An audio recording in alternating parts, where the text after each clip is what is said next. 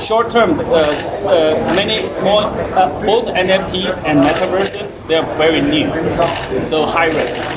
Anything that's new is high risk.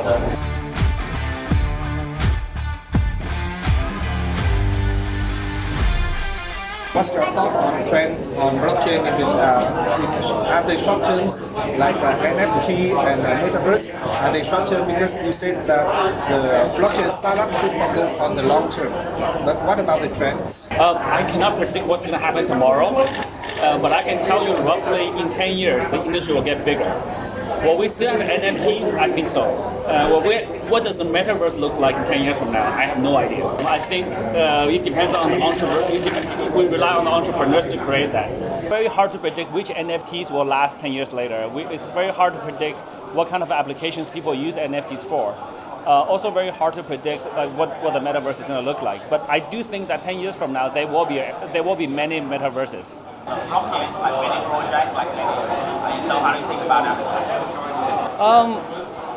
I'm not sure to be. It's a very subjective opinion. Yeah. As an entrepreneur, I like to see many more entrepreneurs. I think entrepreneurship is very important for economic development. If there's no competition, the successful ones are less successful. So I think the more we have, the better. But we need to do that in a responsible way.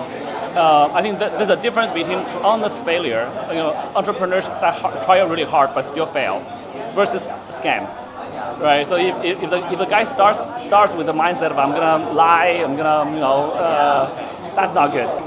Getting regulations in Vietnam is easier compared to New York or London?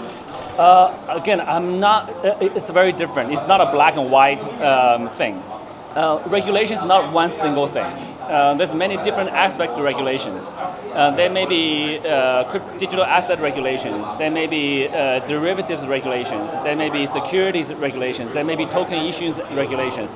There may be wallet regulations. Different countries have different levels of regulations. For example, U.S. is very advanced on banking support. A crypto exchange in the U.S. can deduct money from the U.S. bank account automatically without the user touching a button. Korea is like that too. But in both countries, they do not promote derivatives. So derivatives is probably more allowed in other countries. So it's very hard to say completely. It's not an apple-to-apple comparison when you say regulation. It's very broad. But generally speaking, though, I think most of today the G7 developed countries all have crypto regulation frameworks. U.S., China's a bit negative, but they have it. France, Italy, Germany, Dubai, Bahrain, all of those places have fairly much more comprehensive regulatory frameworks than we had a year ago. So things are improving very quickly. I think Vietnam is just starting, so we will, but it's not too late. Yeah, so we would like to provide that as well. Yeah. Work at finance, do you have any hobbies?